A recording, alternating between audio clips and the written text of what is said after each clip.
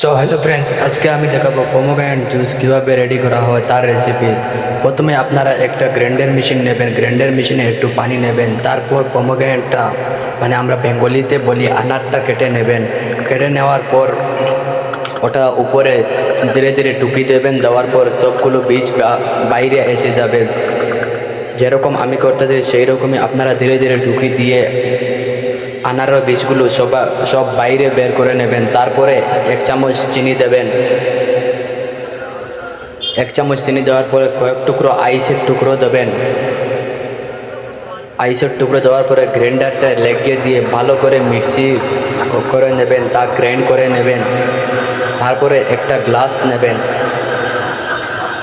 Glass নেওয়ার পর একটা ফিল্টার নিয়ে ভালো করে ওটা ফিল্টার করে নেবেন, যাতে ওর কাচরা বাইরে বের হয়ে যায়।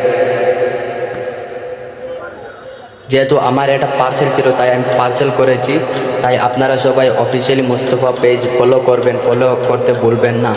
তা আমি দেখেন এবার ভালো করে ফিল্টার করে নিতেছি, সেম আপনারা এইরকম ফিল্টার করে নেবেন।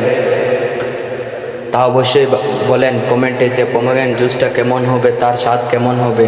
তা ফাইনালি আমার পোমোগ্রানেট জুসটা রেডি হয়ে গেছে।